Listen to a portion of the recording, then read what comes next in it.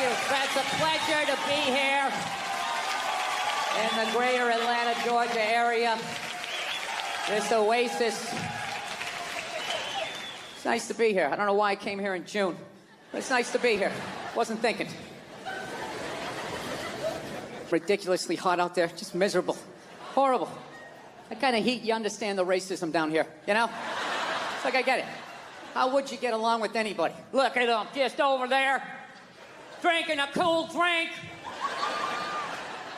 Lemonade was made for the white man.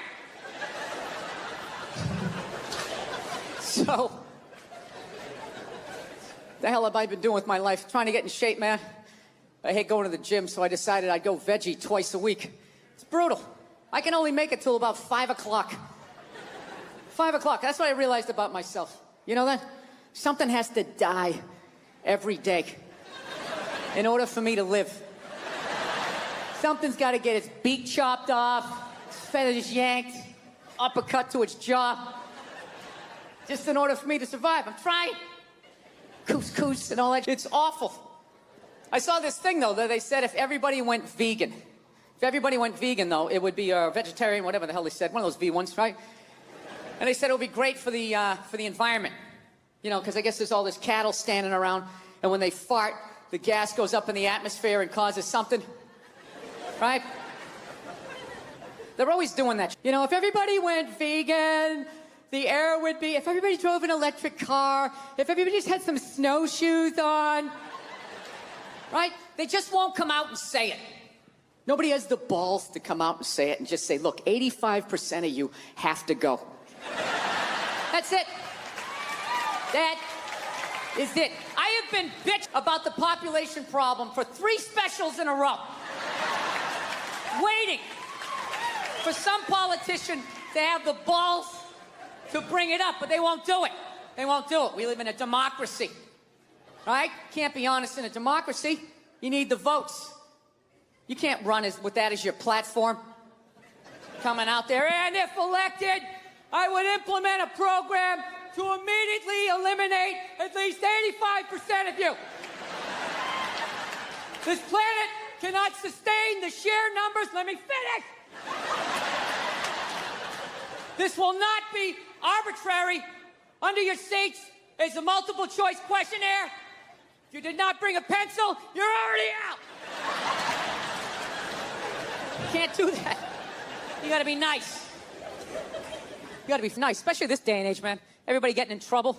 All these goddamn groups out there moaning and complaining. Anytime anybody says anything, hey, we're kind of a group. You gotta apologize. I'm sorry to people who own Sharpies. I didn't mean to say that it's an ugly-ass dog. Right? You know, if you in your group. What about that? What do you got, like 2 million people in your group? There's 400 million in this country. Nobody, right? Who joins a group? I'm gonna join a group. That's what I'm gonna do today. Go to meetings. Kind of a loser, right? That's the same way I look at people laugh who got upset about, you know, Michael Sam, the gay football player, kissing his boyfriend when he got drafted. Everybody moaning and complaining. It's like, dude, you know what? That's what you get for watching the draft. All right? You know, once again, what kind of a loser just sits there watching round after round? The Jets are up next. I think they need a cornerback. They need to improve the defensive line. Dude, that's like going to a graduation ceremony where you don't know anybody who's graduating and just sitting there. They're gonna have the whole list the next day. They'll have everybody who drafted, who, when. You gotta sit there and watch that. Those stupid interviews. Hey, you're a member of the Buffalo Bills. How does it feel? Well, you know, it's a blessing. I want to thank God. I try to do my best. It's a great organization. And I'll take the last 80 guys said. So, yeah. Yeah. I'm glad he kissed him. He should have blown him. Yeah. With birthday cake in his mouth and a Santa Claus hat on his head. Just to ruin the entire year. Holding a flag. That fucks up Flag Day. You'll keep thinking about it. Yeah. Stupid-ass groups. People apologizing to them like they have some sort of power. Look, if you're being a dick, apologize. But other than that, yeah, go for yourself. Yeah. Everybody getting in trouble. Like a bunch of children. I was doing a gig in Dallas, and some waitress wrote on a piece of chalkboard. She goes, "We like our beer the way we like our violence. Domestic." All right? Yeah, I gotta tell you something. That's a great joke. There is zero fat on that. You need every word of that joke. You take one word out, it doesn't work. It's a perfect joke. So whatever, nobody gives a shit. One person comes in, they don't like it. They ask the manager to take it down. He's just like, hey, you know, that's our sense of humor here. You know, have a beer. Go. That's what we're doing. So she takes a picture of it, she puts it up on Facebook, and all of a sudden people start complaining, and they fired the manager and the waitress because of that. Yeah. Like, I don't understand. Like, what do they think's gonna happen if somebody reads that joke? Like, you're some guy who would never hit a woman, you know? Would never hit a woman. You can't hit women. You can't. You honestly cannot. You ever see how they fall? They fall like toddlers, you know? It's like they never fell in their life. They never put their hands out. It's horrific to watch. You can't hit them, right? So what are you telling me? You're telling me someone who never hit a woman is gonna come walking in, read that joke, you know, just be like, wait a minute.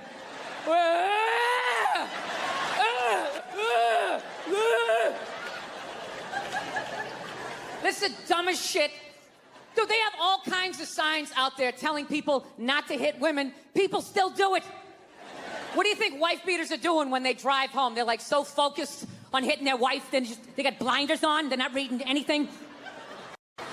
Oh, he's a good dog, he had a moment. Jesus Christ, well, Jesus Christ, you shouldn't have put your goddamn face down there near the fucking dog thing. Yeah. So that's all it was. It was weird. We were like the Brady Bunch meets Lord of the Flies. Like on paper, it was great. It was a station wagon full of, you know, Norman Rockwell. We went to church. We got Dunkin' Donuts. Yeah, that was about, yeah. So, I don't know. So anyway, we all ended up, yeah, my dad was one of these people, like, he said whatever was on his mind. You know what I mean? Yeah, you know, like that haircut women get when they get to a certain age? They got a couple of kids. They just get it cut a little shorter because they don't want to deal with it. They put that little Hillary Clinton flip in it or something, right? They get it all shaved up the back. First time you bend them over, you feel like your friend Eric, right? You know? But you love your wife, so you lie and you tell him, oh, looks good. Looks great. I always wanted a Geraldine Ferraro. I know, it's amazing. My dad didn't care. I remember we picked my mother up. She got in the car. He just goes, oh, Christ, it looks like shit. Jesus Christ, what the fuck did they do to you? Ah, for Christ's sake, you look like a fuckhead. My mom's just sitting there like, hey. And we're in the back seat like, hey, this is what a functional relationship looks like. Woo! Yeah. So, because of all that, we all ended up getting like physical ailments from being in the fight or flight mode our whole lives. Everything. Gym teachers were scary, collecting on your paper. Everybody was scary, everything. Dude, I remember one time my dad told a priest he didn't deserve to wear the collar.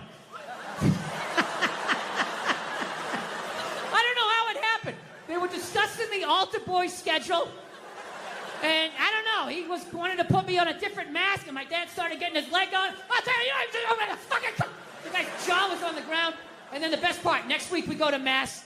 They haven't spoken in a week, and my dad just comes walking like, hey, how you doing? What's going on? Like nothing happened. Yeah, so anyway, we all end up getting these physical ailments. Like one of my siblings has stomach problems. Another one has just this pain that won't go away in his back. I remember I had like alopecia in like the third grade. I literally had like clumps of hair falling out like I was working on Wall Street, you know? Then I was just sitting there like, did I pick up all the toys? Did I do the dishes? He's gonna find something. He always finds something. Fuck, what do I do? I gotta kill him. I should kill him, that's what I should do. When he's sleeping at night, I'll take an extension cord, I'll wrap it around, put my foot on his back. Billy seems to lack the focus in class that he needs. He's not working up to his ability, right? Yeah, so anyway, so I took these mushrooms, right? And I realized that I have been carrying that around and being like, all right, well, that's why I drank the way I did. That's why I've trashed women the way I knew everything I did, good and bad. in that moment. It's like, all right, so now I got to get sober, and I got to work my way through this because, you know, my wife's, you know, I don't know if you guys noticed, I have a bit of a temper. No, not you, Bill, yeah. So here's the thing, but I didn't think, you know, I'm so through such a time that I didn't even think I had a temper. Because I was like, well, I don't yell at people in my house. Like, I don't like curse my wife out. I mean, we get into it. I'm not gonna lie to you, I get into it with her, but I don't like go like, oh, Jesus Christ, I don't do any of that stuff. I don't yell at my kids. But what I do is I still do is I flip out. So, like I said, I didn't think that this was a problem. My wife told me it was a problem, but I don't listen to her. You know? Why would I listen to her? All she does is criticize. You know? I got nothing but bad reviews on the husband Yelp. It's just all, you know, didn't enjoy the experience. Thumbs down, half a star, never get a attaboy, right? So it just becomes white noise after a while. Like, oh, what, am I doing something wrong again? Oh, yeah, you again. Okay, great.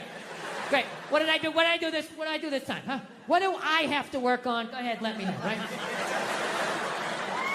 So I don't listen to my lovely wife like an idiot that I am. So one day I learned a harsh lesson, okay? It was a breakfast time, right? For some reason, I had like 20 minutes to myself, which is really rare when you got 2 kids, 4 and under, right? So I'm thinking like, I can actually make myself a breakfast like the old days. I'll make myself 2 eggs over easy. I'll make some toast. I'll make some bacon, burn it up the way I like it. It's gonna be the, right? So I'm having a great time, make myself a little grand slam breakfast. I sit down to eat. I got the OJ. I got the glass of water. It looks like a picture from a commercial. And right as I sit down to eat, my phone lights up, and I get a text message from my buddy. He goes, hey, man, I thought you were coming on this Zoom meeting. It started 5 minutes ago. We need you on this. And I just absolutely lost it. I was like, Jesus Christ. Of course I have a meeting. Of course I have my meeting. Because why couldn't I just have one goddamn cock of a fucking morning to myself? Fucking toast flying all over the place. Flipping the fuck out. And then all of a sudden, my daughter, who was like 2 and a half at the time, comes running into the kitchen with big tears in her eyes, just going like, I'm sorry, Dada, I'm sorry. And I was like, oh. So I literally just squatted down. I was like, no, buddy, no, come here. I wasn't yelling at you. Daddy wasn't yelling at you. I would never yell at you. I love you, buddy. Daddy was yelling at the phone, okay? Dad yells at the phone when it says stuff that he doesn't like, okay? Your dad has issues, okay? I'm sorry, buddy. I would never yell at you. And I could literally feel her tears like drying in my shirt. I was like, buddy, come on. I would never do that, okay? I love you. You still love me? She's like, yeah, yes. And I go, okay, all right, buddy. And then I did that thing. You know, you do that thing with a kid where you turn him around and then you like push him in the direction you want him to go in.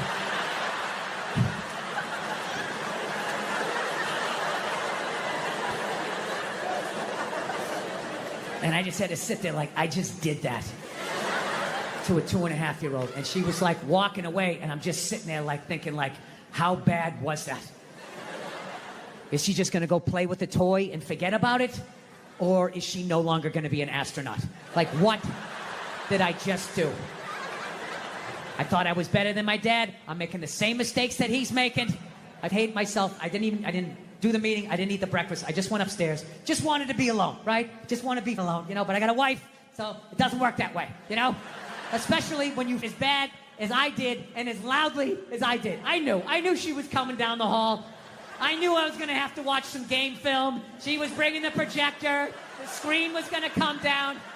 And I'm literally just laying in there like, please, God, just let her give me 2 minutes. Just give me 2 minutes to calm down. No, she just comes right in, and she's just like, so, you want to discuss that little incident that happened downstairs in the kitchen? And I'm like, no, honey, can you just give me a second? My heart is still on the floor down there. Just give me a second. I know I fucked up. You know, she doesn't give it at that point. And she's right. It's her kid, too. So she just wants it. I'll tell you right now, if you think you're going to do this, fuck up. And I mean, she was right. She was 100% right, but I wasn't ready to hear the information. So she just sort of zoned out. And if my kid's here, and you're going to fucking hear it. Oh, I just noticed this thing came off. We can't have this. There's got to be continuity between the shows here. Oh, Jesus Christ. This thing never comes off. It's right when you tape a special, then everything just falls apart. Royal Albert Hall, huh? Where did you buy this mic stand, huh? Where the fuck did you get this? You know the mic stand guy's all pissed off. Right, it's a jolly good mic stand. I know you have a fucking yank. Fucking yank, bitch, you know, son, everything falls off on it. How dare you? The Queen comes down here and sits in a box and watches this show. You know what I heard about you guys? Actually, by the way, I've been over here for a week, and as an American, I gotta say something. You guys are pretty fat, too.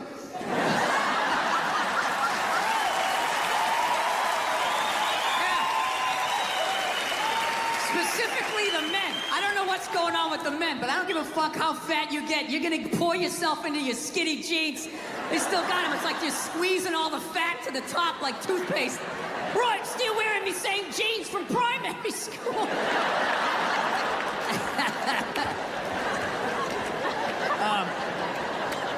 I don't know. But anyways, you know what I'm afraid of? You know what I'm afraid of? Robots.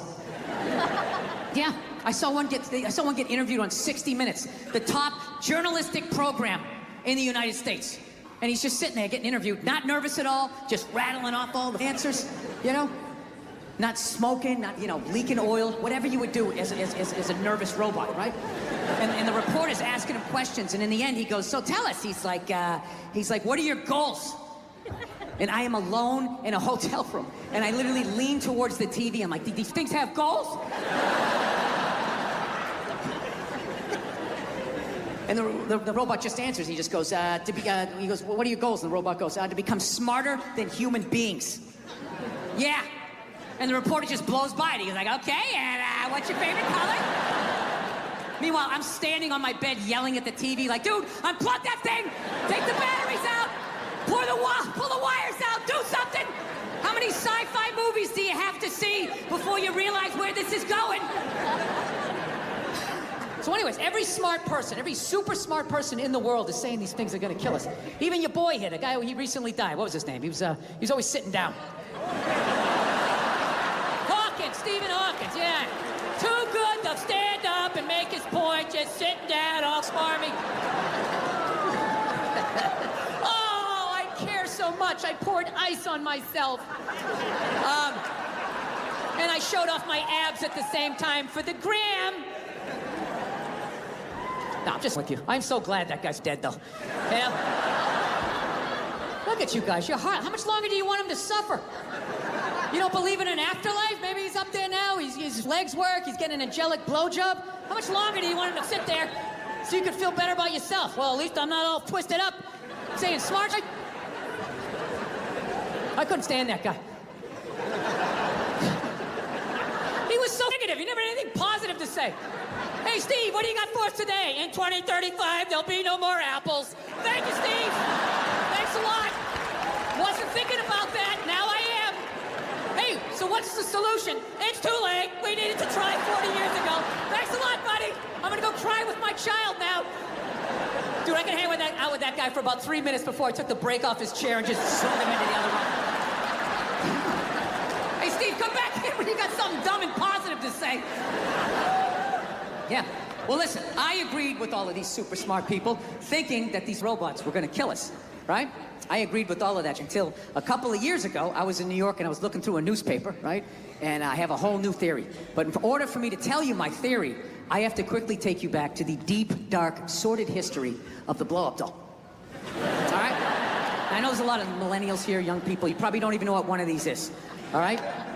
With your, I don't know what you guys do, your virtual reality glasses, you know, free porn flying by you, grabbing titties, whatever it is you're doing, all right? Back in the day, this was the deal. If you were a person and you wanted to have sex with somebody else, but like nobody else wanted to have sex with you, and you know, you weren't strong enough to hold anybody down. I mean, you had to go, this is how it was. You had to go out and you had to get a blow-up doll, and you had to go out and get it. You had to go out and get it, right? You couldn't just order it off of an Amazon and some delivery guy shows up. He doesn't know what's in the box. You're standing there like Tom Hanks. Hey, how you doing? Great to see you. I'm gonna have no idea what it is. Now, dude, you had to go down and you had to get this thing. You had to find a porno store. You had to work it out that was far enough away from your house that no one's gonna recognize your car. You drive down like 11 in the morning. Who is gonna be there then, right? You'd park in the back on like a Tuesday, just sitting there in the car, psyching yourself up like, okay, I'm not hurting anybody. It's just an urge. Just get in there, okay? Hand in the money. Just get in there and get it done. You yank your hat down. You walk in with all your courage. And then you get in there and be too many other perverts in there and you get all psyched out. So what you do is you just grab a bunch of videotapes and you walked up to the counter and you had to make it look like it was an impulse buy, right? And you're walking up and everything, all the creepy was behind the counter, right? Just heads and feet, just an ass, body parts, serial killer buffet. What world am I entering? Oh my God, somebody's neck, Jesus Christ, right? And you set it down. Just make it look real subtle. Okay, buddy, is that gonna be all? Yeah, no, maybe that thing down the end with the surprised look on its face. Maybe I'd like to take a shot at that. I don't know. The guy wraps it up, and then you finally get it. You give him the money. You run out to the car. You have this whole weird emotion. You're like excited, and you hated yourself. Thank God I finally did it. What is wrong with me? You just drive off. You go back to your little shitty apartment, and you had to blow it up quietly, so none of your neighbors heard. Just like. Then you got excited, start going a little faster. And just watching this thing slowly come into life, just like.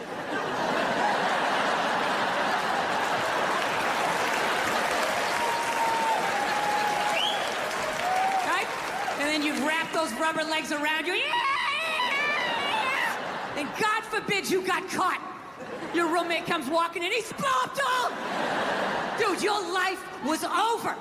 You had like 6 minutes to get your mom on the phone, like, Mom, I love you. You're never gonna see me again. Don't believe what people said about me. I'm so sorry. I'm going to Alaska. Oh, God. Click. That was it. You moved to Alaska. That was no one ever saw you again. And that's why to this day, if you go to Alaska, there's like 8 men for every 2 women. Yeah, because that state is littered with men who got caught. They shouldn't have been. So now, fast forward to about 2016, I'm in New York City. Right? And I'm looking through the newspaper, whatever, and I come across an article, and it's on this robot that for $10,000, you buy this thing, you can have sex with it. Right? Now notice, 5 minutes ago, I brought up a blow-up doll. Didn't even have a joke, just said blow-up doll, and you all laughed. A blow-up doll. Who would do such a stupid thing? Right? That's weird. 5 minutes later, I say a robot that you can have sex with, dead silence in here. As if collectively you were all just like, well... What does it look like? So, anyways, there's been the MeToo movement has happened since the last time I was here. Yeah, no, it had to happen, Jesus Christ. But, you know, I think it's dying down. You know? I don't know, I think they got everybody. Right? Just judging by the stories, I feel like they kind of got everybody. Because the first stories that came out, they were unbelievable. It was just guys taking their dicks out at work, like, look at it, look at it! Blocking doors and jizzing on plants. Just at home watching, Jesus Christ, people did this. I remember this one poor woman said she was a PA, went into some director's trailer, and he allegedly came running out, masturbating vigorously while holding a shrimp cocktail. I swear to God. I know that's fucked up, but I gotta tell you something. It's a little bit funny that she felt the need to use the adjective vigorously after she said he was masturbating. He was masturbating vigorously. I'm thinking in my head like, as opposed to what? As far as I know, there is only one successful way to perform that act, and that would be vigorously. Is there another way to do it? Can you do it passively? You know? Is that how Sting does it? Is that how he's able to, for hours and hours? Fans a little air on it, he puts on fields of gold, just lets that thing rise up, just letting it marinate, right? Yeah, so the stories were big in the beginning, like, oh my God, what a bunch of animals. And then they just started tapering off. And about, I don't know, 6 months in, they just sounded like bad dates. It was like, he was 10 minutes late, the chicken was cold, I think I was raped, career over. What about my side of the story? Your side of the story. You have a dick and balls, we don't want to hear it. Yeah. It's really weird how the whole thing, it went from like nobody listening, men not listening to women at all, to just this total overcorrection that anything they said means it happens, you know? They got these hashtags like, you know, believe women. Believe women, right? It's a little open-ended, huh? Just straight across the board, all of them, every last one of them. What about the psychos? What about the ones that key your car and light you on fire because you didn't answer a text? What about them? Huh? How about you believe like 88% and that last 12% that's out of their minds? You know, I think that's a fair percentage, wouldn't you? No? Are you too afraid to not believe? No, that's the world we're living in right now. No, everything has just become absolutes in the States. It's nuts. Like that Colin Kaepernick guy, right? You knew when he was like protesting during the national anthem, no one was going to listen to what he had to say, no matter how much he explained it. He goes, I'm taking a knee during the national anthem. This is a protest about police brutality, the way people of color are treated. We'd like to open a dialogue. He got about halfway through that. People are like, my brother's fighting in Iraq, you fucking bitch. And it's just like, buddy.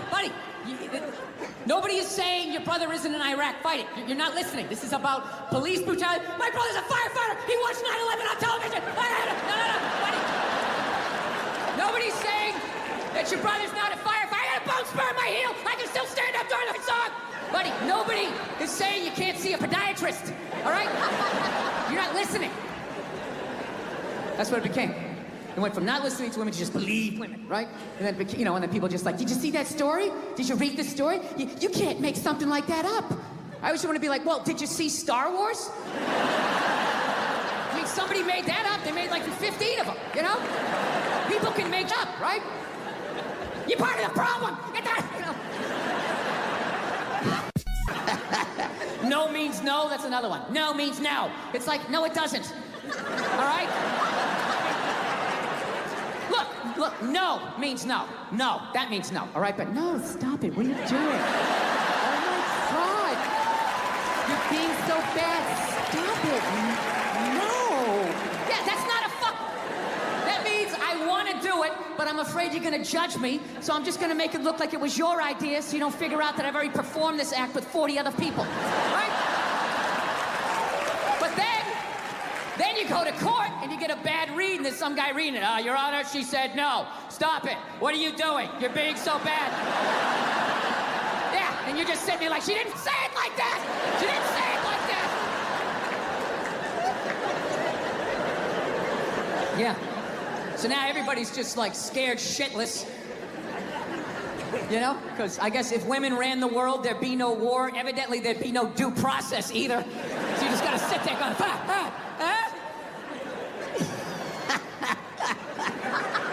No, it's nuts. People are so scared now. You have the male feminist. Like, where did that come from? Just out of nowhere. Last couple years, I'm a male feminist. I've always championed women. No, you haven't. You haven't. This came out and you're scared. You did something. You grabbed some titties. What did you do that you have to overcorrect that hard? What kind of a man who still has his balls is walking around saying that he's a male feminist? I'm a male feminist. I totally see the way you see the world. It's impossible as a man who was raised right. To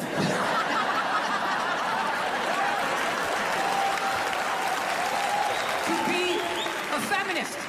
You can't do it. You're a man.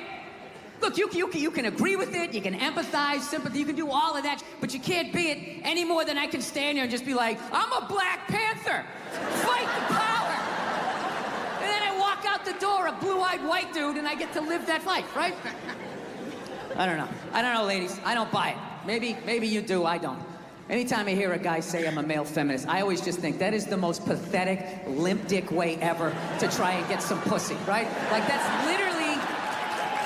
that is literally the game you had when you were on a first date when you were 16. You were all nervous and your whole game plan was just agree with her. Maybe she'll touch it. So, what are your favorite bands? I like whatever you like. Will you touch it now? Did I do it right?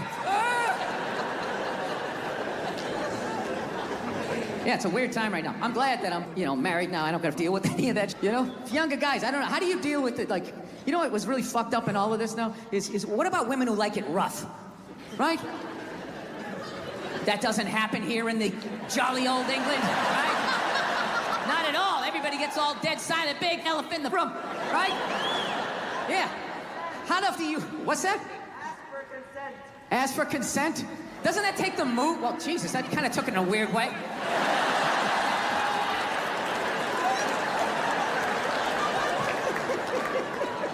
Dude, whatever the I was saying, however you heard it, that's not what I'm saying, all right?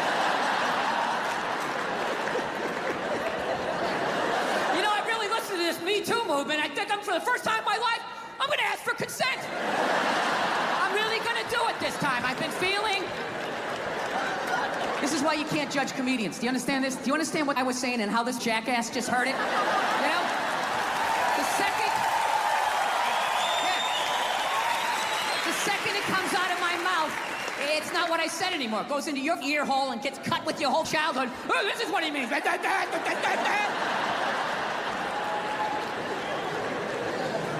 Sir, if I could get along with my point, if you wouldn't mind that. Yeah, if I was a dictator, those people would be eliminated. I would. I ain't scared of you. I'll tell you something straight off the motherfucking... I ain't coming for no foolishness. All right, I was watching George Bush 3 days ago. You know what I love about George? George makes me feel like I could be president, too.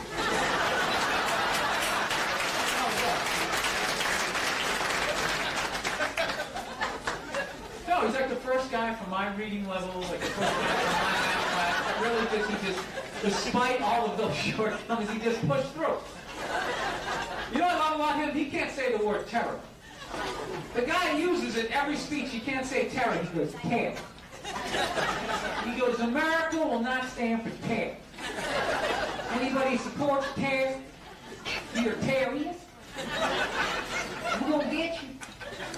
What kind of president goes, we're gonna get you? He's like some redneck they dragged out of like a barbecue, put him in a suit. Dude, if you're going, we're gonna get you, you should just be standing there with a couple of bloodhounds just going, go get him, dude! Family sheriff, go get him! I'll tell you, you know what I have to realize though? When you go to war, that's the one time when you really have to like appreciate rednecks though. You know why? Because rednecks are like the one group of people that actually like want to go to war. No, they're up for it. They actually, you know, that's like their Super Bowl. They like make a dip, you know what I mean? They really want to go. Everybody else tries to get out of it. Like rich people never go to war. Like a college kid, if he wants to go to war, it's just like, I'm taking this sociology class. I think war is like really stupid. My roommate's like hack Yankees. It's gonna cause some static.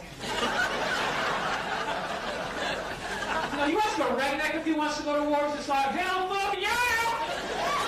I'm ready right now! You just point the direction, buddy, I'm ready to do this! No, they're frightening people, but you gotta utilize them. No, you wanna scare the enemy, okay? And rednecks are like America's pit bulls. They should just sedate those people, drop them off in Afghanistan, just let them run wild. Just be like, dude, just go do everything you ever dreamed of doing. Just go crazy. Have one of your friends play the banjo that'll scare out. Plus, rednecks will actually save you money, too.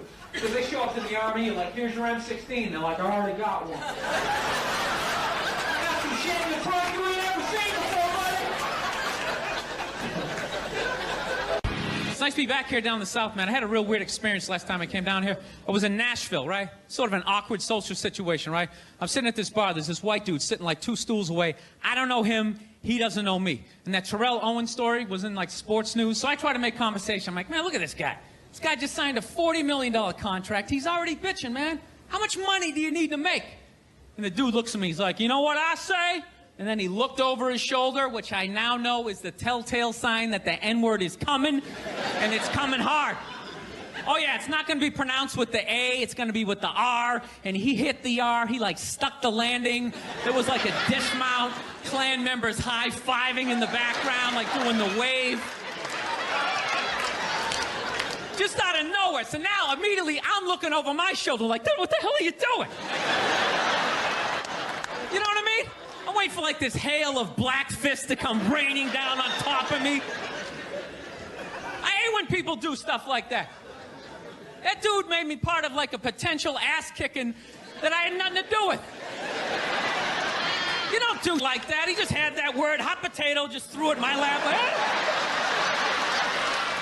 Trying to pass it down to the next white dude. I hate when people do that, man. You know, it's like, dude, feel me out first. Ask some questions. Do you like to fish? Have you ever your sister, right? I start rattling off answers, then you go old school. So I'm learning how to fix, right? My girlfriend doesn't like it because she says I have a temper. You know? She's like, you know, it's just not that you're trying to fix things. It's that you get frustrated, you punch the wall, the dog starts shaking. I just don't think it's a good idea. You know, you're a comedian. You should tell jokes. He's a plumber. He should plumb, right? Trying to explain to her that losing your is part of the process of fixing something, right? Everybody does that. You buy, right? Yeah. You buy something at IKEA, you get halfway through putting it together, you're like, dude, what is the fuck? Oh, there it is. There it is. There it is. But, honey, I didn't see it. I didn't see it. Why? You want to put it together?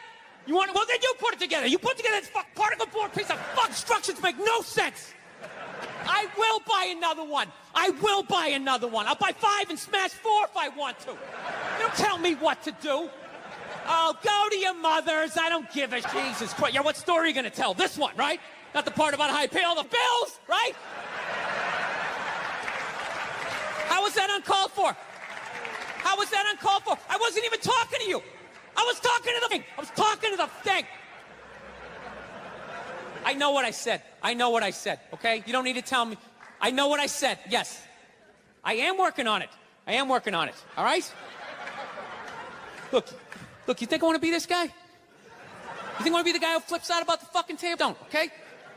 This isn't who I am. This is who I became, all right? I'm working through this. You didn't have to speak, well, you do too, okay? You do too. But I thought you were going to your mother's. That's brutal.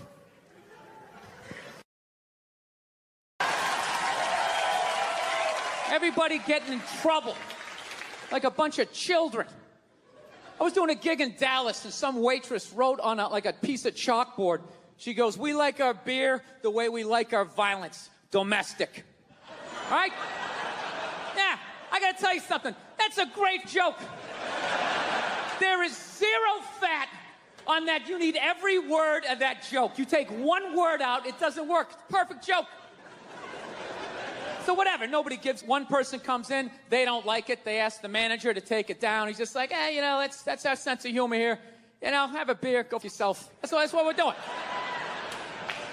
So she takes a picture of it, she puts it up on Facebook, and all of a sudden people start complaining, and they fired the manager and the waitress because of that. Yeah.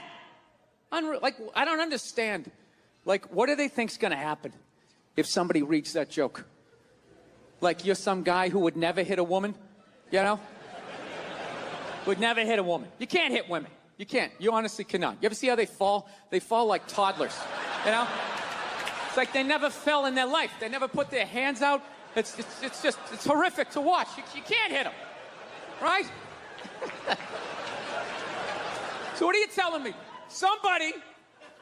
You're telling me someone who never hit a woman is gonna come walking in, read that joke, you know, just be like, wait a minute.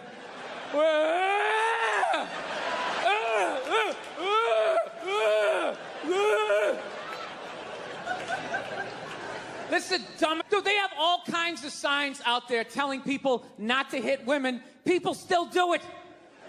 What do you think wife beaters are doing when they drive home? They're like so focused on hitting their wife, they got blinders on, they're not reading anything. They don't see that don't hit your wife. Billboard, they're still gonna do it. Did that get too weird for you guys?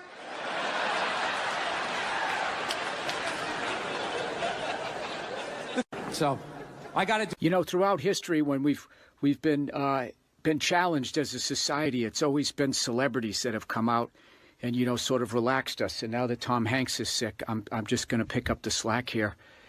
And I got to tell you something, man. I don't think we're going to make it out of this one. I mean, there's no eggs left at the supermarket, and, you know, the chickens are so scared. I don't think they're going to lay any more eggs. I think that was it. I think that's it for eggs. I mean, you know, so, I mean, just think about how many times we all made fun of Denny's and IHOP. I mean, I guess what they were doing down there wasn't so silly, was it? Makes you think, doesn't it?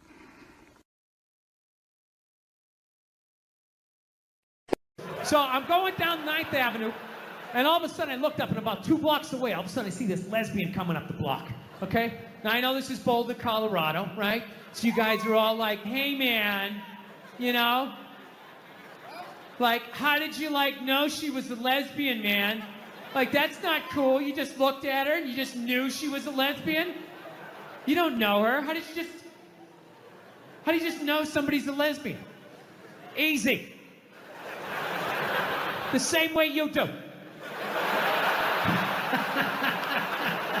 The same way other lesbians do. It's not calculus. No, but I get it. I understand in 2021 you're not allowed to say you know what a lesbian looks like, right? Judging by your silence, yes, right?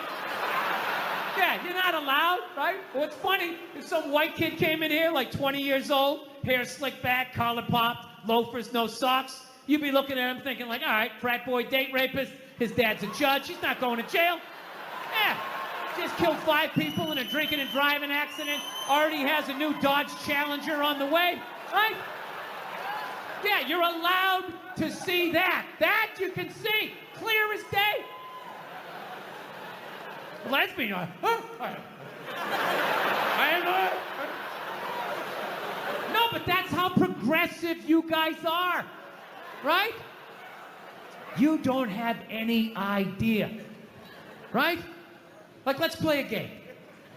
I'll just name different people you see and see the slides that come into your head, right? Construction worker, sports fan, painter, skateboarder, lesbian. Right? It all goes blank. Is that a lesbian? Am I I mean, I have gay friends, but I've never noticed any sort of a through line. Listen, people, I'm not saying all lesbians look alike. I would never say some ignorant shit like that. However, I am saying, though, every once in a while, there's a layup. Right? Flat top, wallet chain, walking up the street. Right? But even then, I'm not saying 100%, but gun to my head, I gotta go lesbian. Gotta go lesbian. Final answer, show me lesbian. Right? So, anyway, she's walking up the street. I'm coming down, right? And it's clear to me that if we keep walking the way we're walking, we're gonna bump into each other. Now, I don't want to bump into a woman. I don't want to bump into anybody in New York. So I do the gentlemanly thing. I clock what's going on. So what I do is I just gradually shift over into my own lane.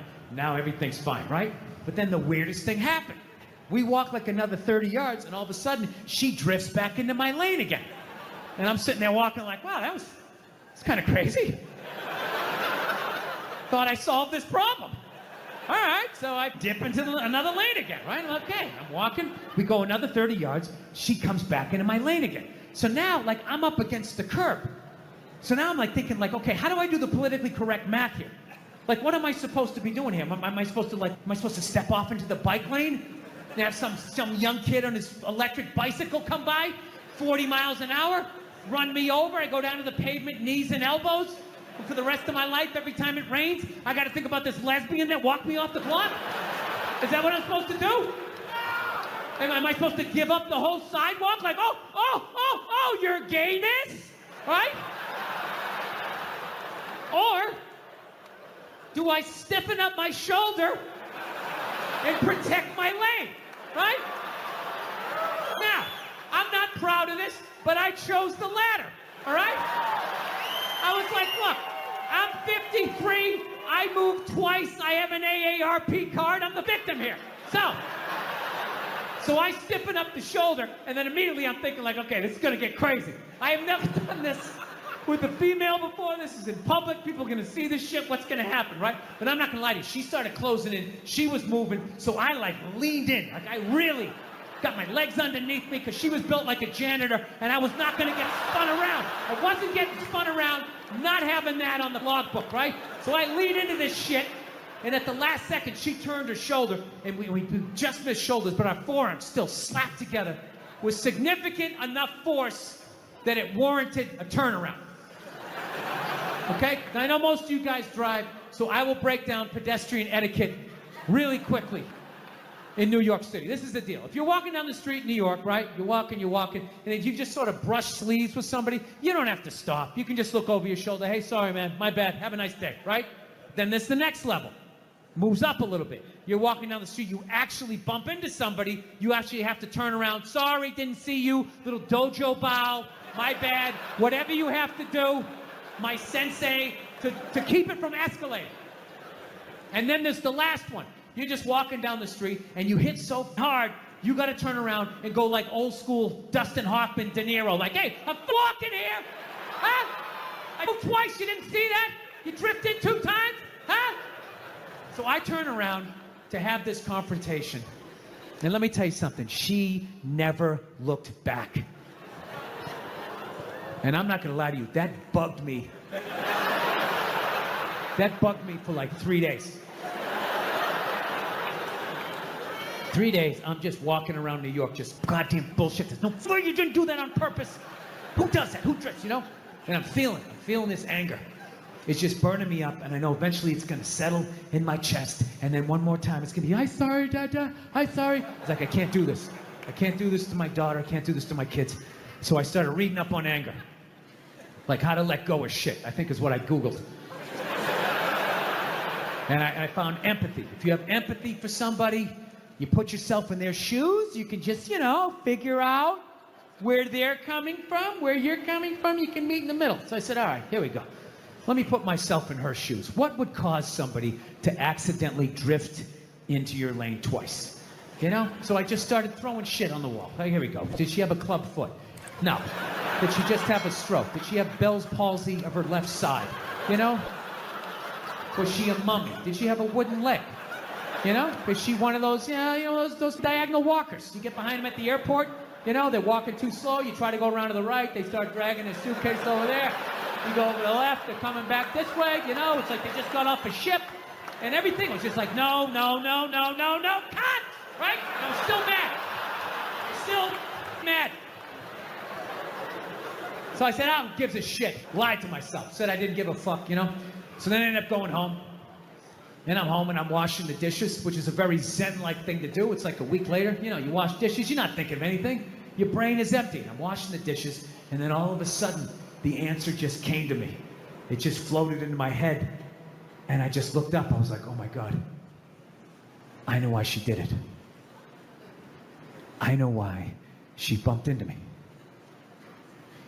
She bumped into me because she's a lesbian.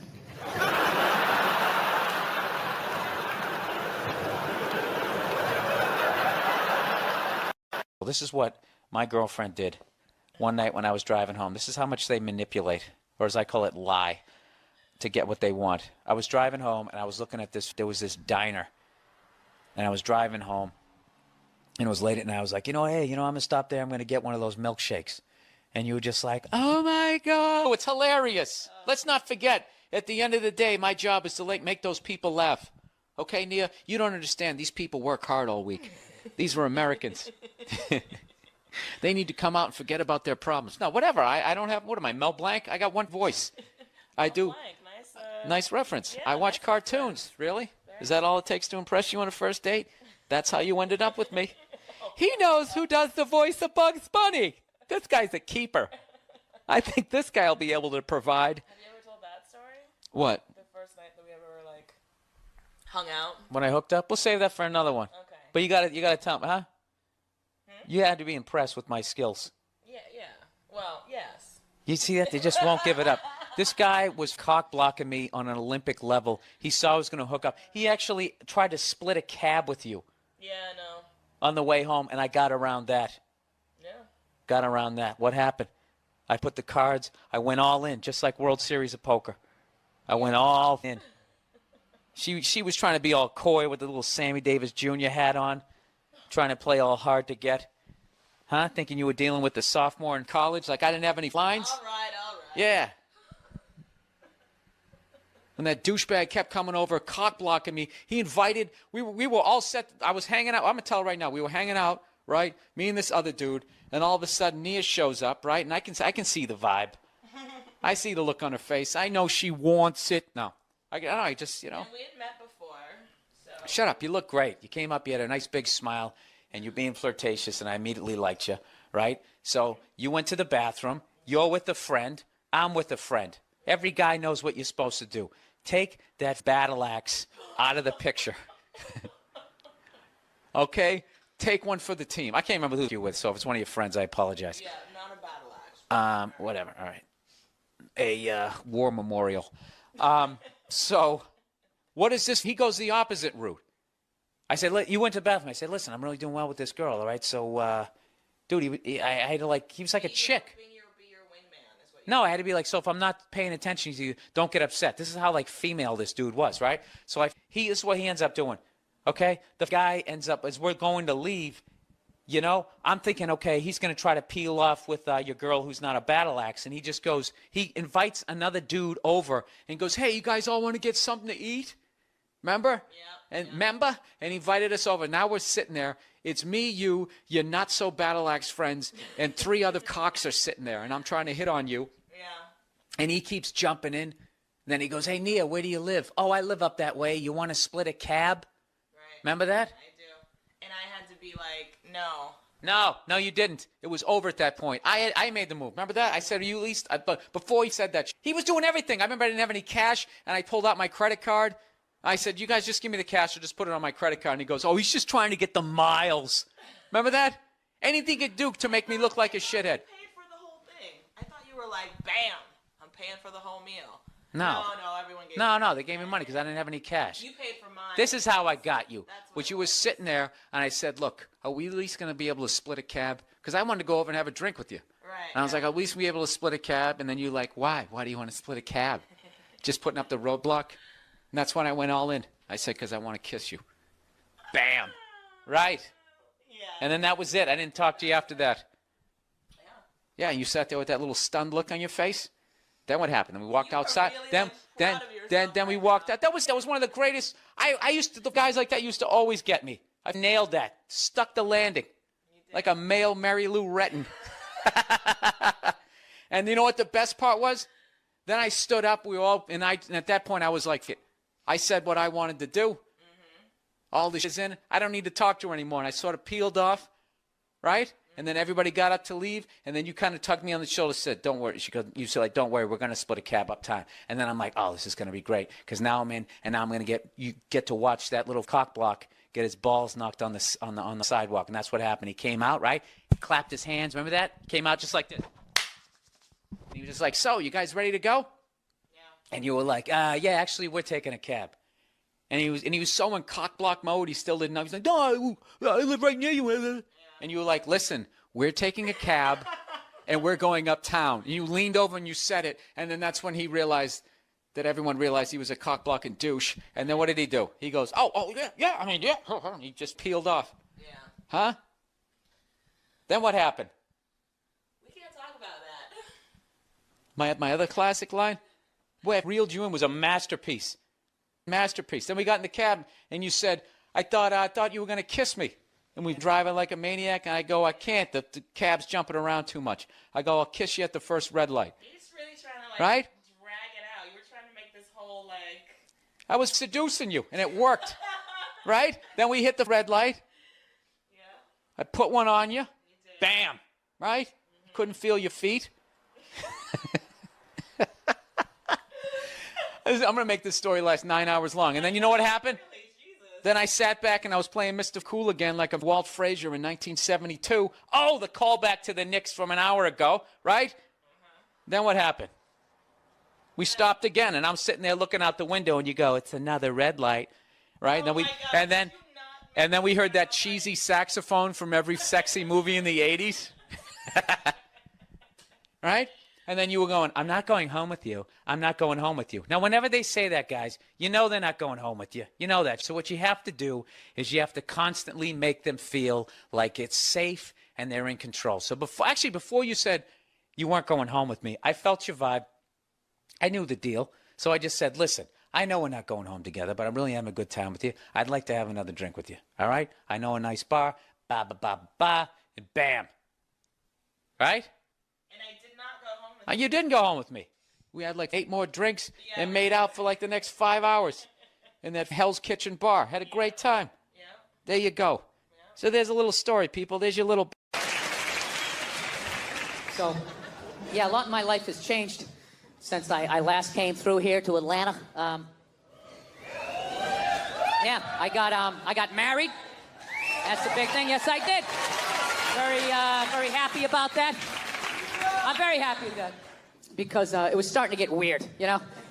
It's like 45 years old. Oh, my girlfriend. Yeah, we're going to go out and get some pop, you know? Going to parties. It was just weird because I hang out with people my age, you know, and they all got married. They all had kids. And I just couldn't contribute when people were standing around talking about marriages and kids, you know? I felt like a little kid. They're sitting there going like, oh, the superintendent of the mayoral candidate of the bi-coastal bipartisan with the Middle Eastern crisis. And it's an advanced learning program. The deadline's May 11th. You have to stop the bullying with the superintendent of the mayoral candidate. And a conversation would come around to me. I felt like I was like 8 years old. I'd just be like, did anybody see the YouTube video where the raccoon stole the cat's food and the cat was scratching him and the raccoon didn't care? He just came in like this, like George Foreman. And then he reached out, he had hands. All of a sudden he had hands. I didn't know they had hands. He scooped it up and he ran away on paws. Do you guys know they had hands? Yeah. So now I'm married. So the next move is you're supposed to have a kid, which I would love to do, but I'm 46 years old. I'm just thinking it's too late, you know? Come on, man. I'm going to have a kid. I'm going to die of natural causes when the kid's in 5th grade, right? Throwing him a Frisbee. We used to use these in the 70s. I do a face plant. My kid's standing there. Mom, Dad's sleeping again. Yeah, I feel hopelessly behind.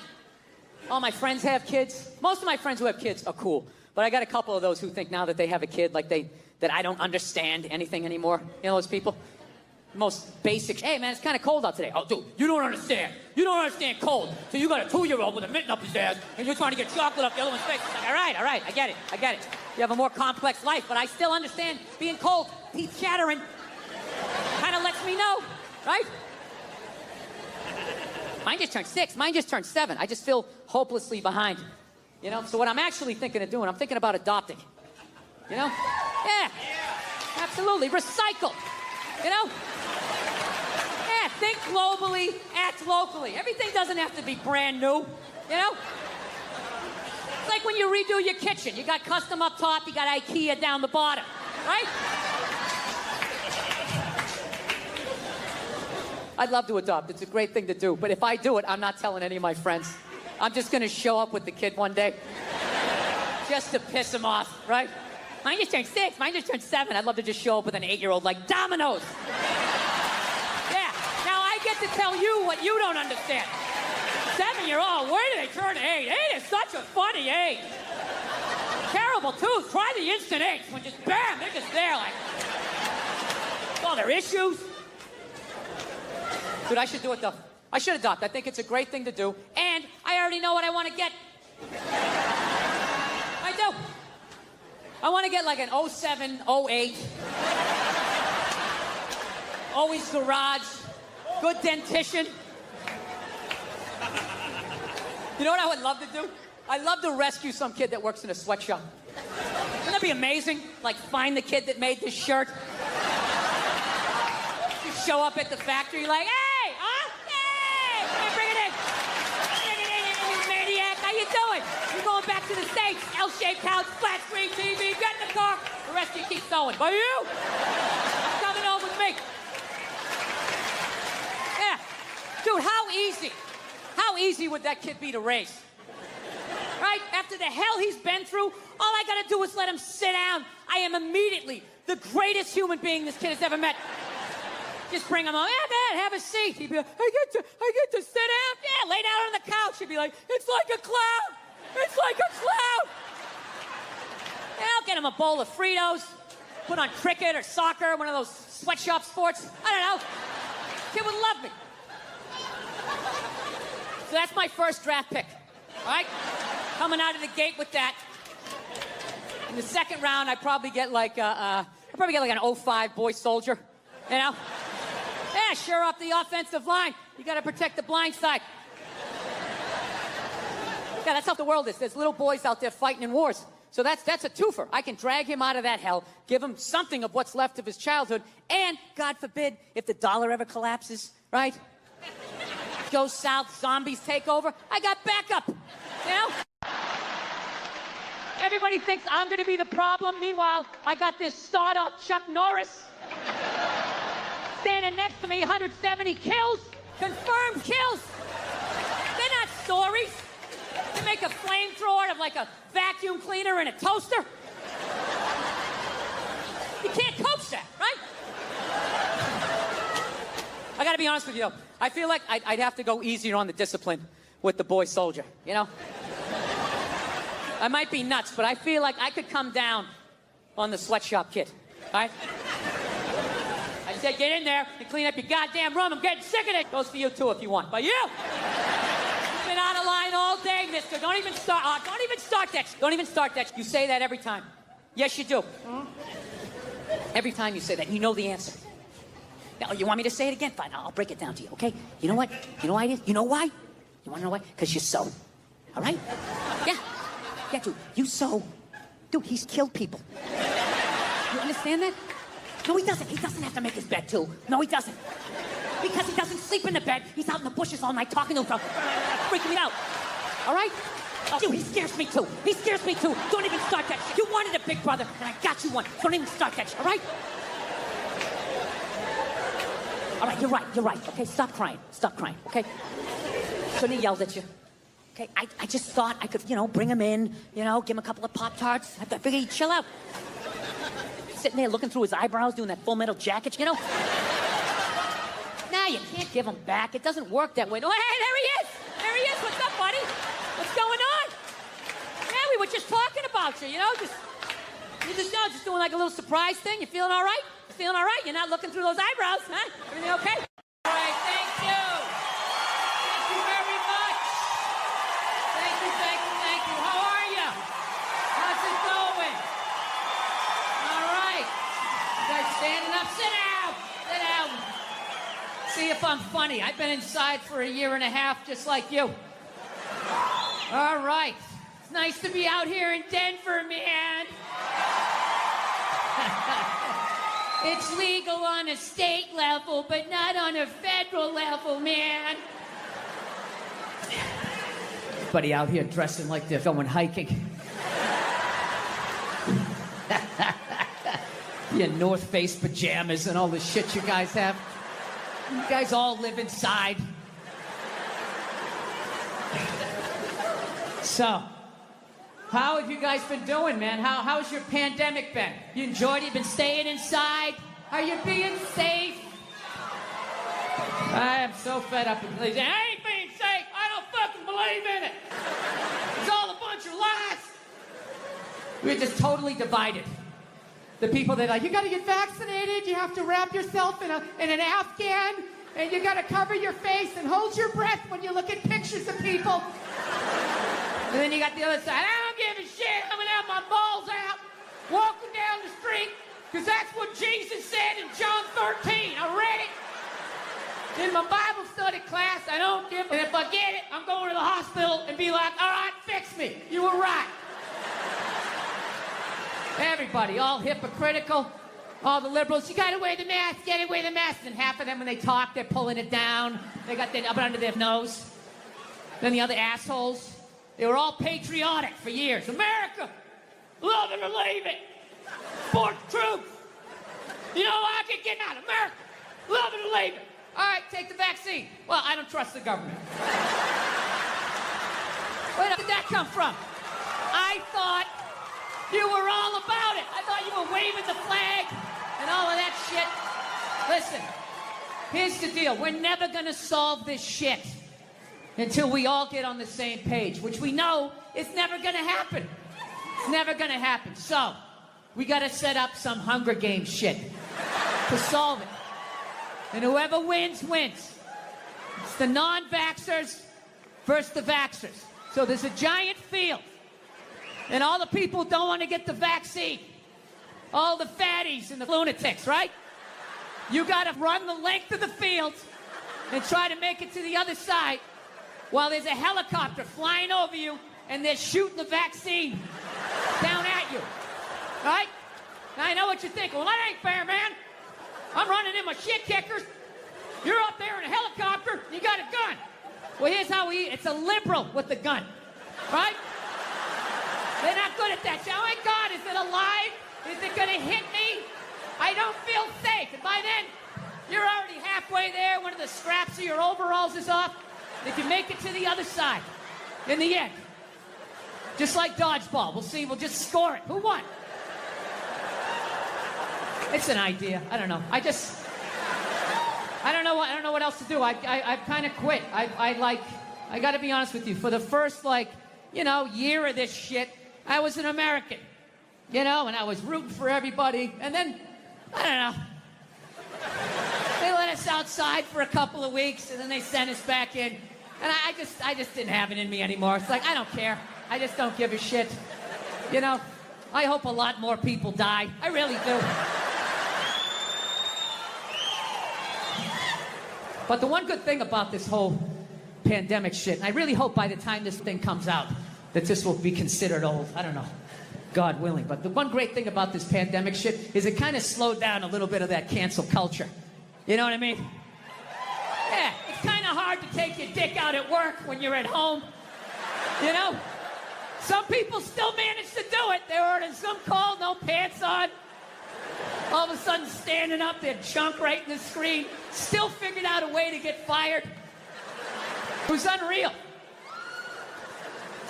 It's kind of good, though, that, those creeps got to take a break, because I felt like cancel culture, they were kind of running out of people to cancel, As much as they wanted to make it seem, there really was a finite amount of people that took their dick out at work.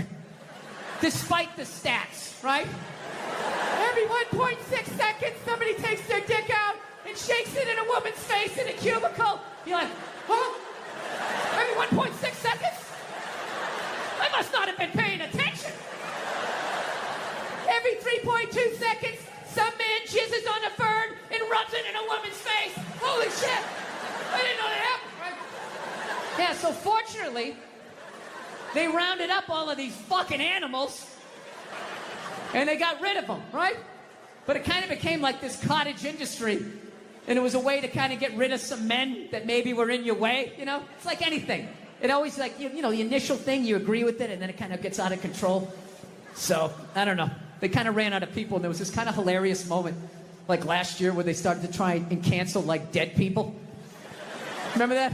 All of a sudden, out of nowhere, John Wayne was trending.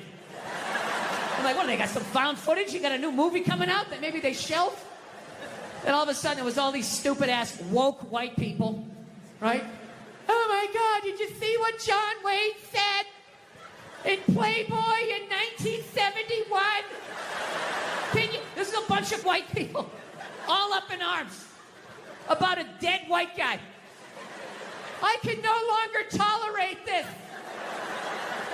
I can no longer tolerate dead for 45 years, John Wayne, saying things in a magazine that doesn't exist anymore. I am here for black people. Idiots. What kind of an idiot white person refers to themselves as woke? If you actually were socially conscious, you'd realize that white people stole that word from black people. Once again, doing the Elvis thing, right? But you know what? I blame black people for that. One of them, they were at a party, there was white people there, and they let it slip out. Douchebaggery in my relationship. I'm not turning out the pilot light, though. All right? I'm keeping some fight in me. I'm not going to be that henpeck guy. Just standing there like, I guess we're making holiday cookies. That dude with the bowed shoulders. She makes them, and then I'm supposed to sprinkle the sugar on them. I don't even think they taste that good, but it's just... No, I stand my ground sometimes. Sometimes I let it go. You just got to figure it out, Like, we had a fight the other night. She got so mad at me. She was like, you can just sleep downstairs. You can just sleep downstairs. I couldn't believe it. It's one of the most arrogant things I've ever heard in my life. Can you believe that? One adult telling another adult where they can sleep? You can just sleep downstairs. Like I was just gonna sit up in bed and grab a blanket like Linus. All right. Hey, where downstairs, by the way? Like over here downstairs? Or like more over here? Where should I sleep? Like, are you out of your mind? I go, I'm not sleeping downstairs. She's like, who are you gonna sleep then? I'm like, where I always sleep. I will sleep on your side of the bed if I want to. What are you gonna do? I'm bigger than you. I'll hang on to the covers. Try to get me out. No tickling. Go ahead. Yeah. I was like, you don't tell me where to sleep. I sleep where I want to sleep. She's like, well, you don't tell me where to sleep. I'm like, I'm not the one telling people where to sleep. It was one of those classic relationship fights. It's like 2 a.m, you're both half naked. She's not wearing a bra, you got half a ball hanging out. Like, and another thing. No, I need to say this. The other day, I felt slighted. Yeah, it's fucking unreal. But what kills me is that there's actually guys out there that will actually listen to that shit. Yeah, you talk to them, they'll be, hey, how's it been going? Oh, you know, been rough last couple of nights downstairs on the couch. You know how that is, right? No, I don't. I don't understand. Yeah, how did you get yourself into that situation? Like, what are you afraid of? What is she gonna do if you say no? What is she gonna choke slam you onto the kitchen table? Look, I understand if you're dating some woman and she does that UFC, MMA, then you gotta sleep what she says to sleep. You got to. She's gonna come at you, well, let's get you in an armbar. All right, tapping out. Or even worse, she chokes you out. You wake up on the couch like 11 minutes later, like... Just grab your jacket off the back of the couch. I hate when she does this. It's like it's not even fair. Have a debate like a normal person. All right, I'm gonna talk somebody down from a ledge here. Someone who's actually been sleeping on the couch, okay? So there's the first fear, out the window, okay? She can't physically dominate you, so that's gone. What's the next fear? She's gonna cut off the sex. Yeah, rub one out, neutralize.